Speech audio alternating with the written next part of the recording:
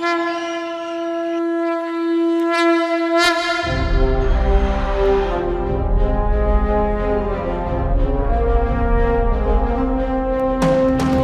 సభ్యులుగా ఉన్న మీరే కదయ్యా ఇదే పార్లమెంటు నుంచి 5 ఏళ్ళు సరిపోవు 10 ఏళ్ళు కావాలి, మేము అధికారంలోకి వస్తే 10 సంవత్సరాలు ఇస్తాము అని చెప్పింది మీరు కాదా అని అడుగుతా ఉన్నాను.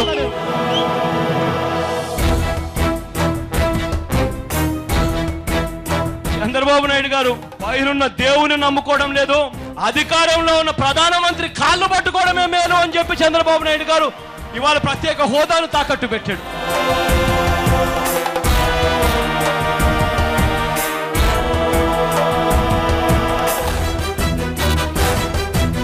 అందరూ కలిసికట్టుగా ఒక్కటై రాష్ట్రాన్ని ప్రత్యేక హోదా ఇస్తాము అన్న హామీ ఇచ్చి విడగొట్టారు.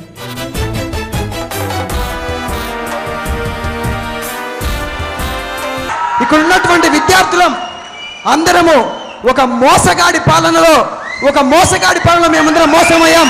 మా భవిష్యత్తుకు భరోసా మీరు, మా భవిష్యత్తు తరాలకు భరోసా మీరు.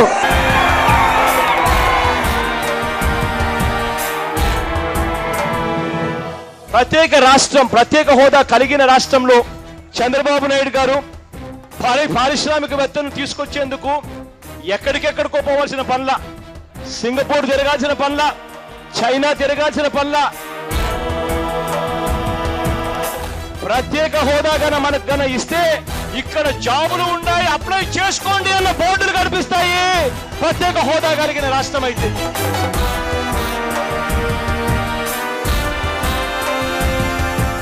చెప్పాడు సార్, నిరుద్యోగ భృతి అన్నాడు సార్. 1000 రూపాయలు కాదు సార్, రూపాయలు లేదు సార్ రోజుకి. ఏంటి సార్ నా బతికేంటి సార్?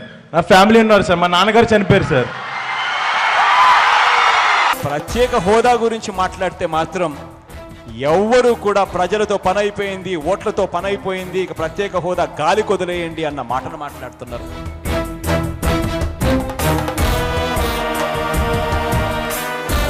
మన రాష్ట్రంలో పరిశ్రమలు పెడతారు, లక్షల కోట్లు పెట్టుబడిగా తీసుకొస్తారు, పెట్టుబడిగా లక్షల కోట్లు తీసుకొచ్చి లక్షల ఉద్యోగాలు ఇచ్చే పరిస్థితి ఈ ప్రత్యేక హోదా వల్ల జరుగుతుంది. ఇది తెలిసిన చంద్రబాబు నాయుడు గారు మాత్రం పట్టించుకోరు. అయ్యా చంద్రబాబు, నీ కొడుకు ఇవాళ నీ వెనకాల ఉన్నాడు, మిగతా ఈ రాష్ట్రంలో ఉన్న అలాంటి కొడుకులు నీ కొడుకులో వయసు కాదా? వాళ్ళు బాగుపడద్దా చంద్రబాబు అంటే నీకు కనీసం మనసు లేదా చంద్రబాబు అని అడుగుతున్నానన్నా.